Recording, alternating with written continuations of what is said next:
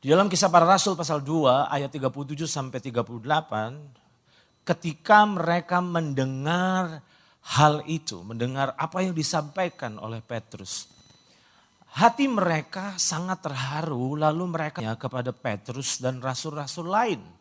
Apakah yang harus kami perbuat, saudara-saudara? Jawab Petrus kepada mereka, bertobatlah dan hendaklah kamu masing-masing memberi dirimu dibaptis dalam nama Yesus Kristus untuk pengampunan dosamu, maka kamu akan menerima karunia Roh Kudus. Siapa sebetulnya yang sedang menjadi audiens atau jemaat yang mendengar khotbah Petrus saat itu? Siapa? Dan ternyata saya menemukan di dalam Kisah Para Rasul pasal 2 ayat 5, yang dengar khotbah Petrus saat itu adalah waktu itu di Yerusalem, siapa saudara? Diam orang Yahudi yang saleh. Jadi yang dengar khotbah Petrus saat itu, yaitu khotbah tentang pertobatan, itu bukan orang bejat. Orang saleh. Mereka sedang berkumpul di Yerusalem. Masih ingat peristiwa itu? Mereka sedang berkumpul dari berbagai penjuru dunia beribadah di Yerusalem. Apa yang menarik? Yang ada di pertobatan itu harusnya berita untuk pelacur, untuk orang-orang yang ngaco. Apa enggak salah Petrus berkhotbah tentang pertobatan di depan orang saleh? Kalau kita perhatikan di Kisah Rasul pasal 3 ayat 19 sampai 20. Tadi Kisah Rasul pasal 2. Di Kisah Para Rasul pasal 3 ayat yang ke-19 sampai yang ke-20. Ternyata Petrus berkhotbah lagi. Itu di momen yang lain. Di momen yang lain. Di Kisah Rasul pasal 3 ayat 19. Karena itu apa saudara? Sadarlah dan bertobatlah supaya dosamu dihapuskan. Siapakah orang yang sedang menjadi audiens Petrus saat itu? Di Kisah Rasul pasal 2. Itu orang-orang Yahudi yang saleh dari berbagai belahan dunia.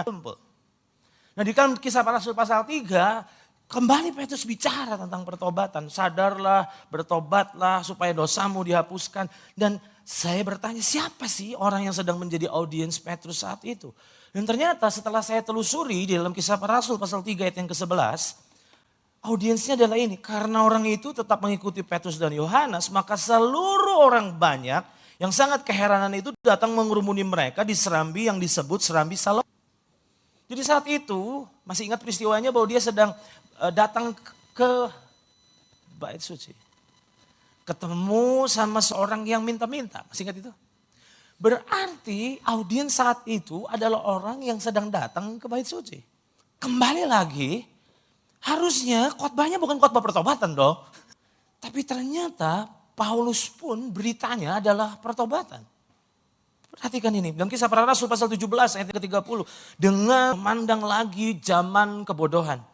Maka sekarang Allah memberitakan kepada manusia bahwa di mana-mana semua mereka harus bertobat. Nah yang menjadi masalah adalah apa sih dasar dari berita Petrus dan Paulus ini? Kok kelihatannya kok nggak ada isu lain sih? Kok isunya pertobatan? Bukankah harusnya lebih dari pertobatan dong? Ternyata mereka berdua menangkap apa yang menjadi pesan Yesus. Lukas pasal 24 ayat yang ke-47, ini Tuhan Yesus yang bilang dan memberi perintah. Dan mereka mentaati apa yang jadi perintah Yesus. Dan lagi dalam namanya berita tentang pertobatan dan pengampunan dosa harus disampaikan kepada segala bangsa tanpa terkecuali. Mulai dari Yerusalem. Berarti dengan kata lain bahwa pertobatan adalah isu yang sangat krusial dan sangat penting. Kapan terakhir saudara dengar khotbah pertobatan?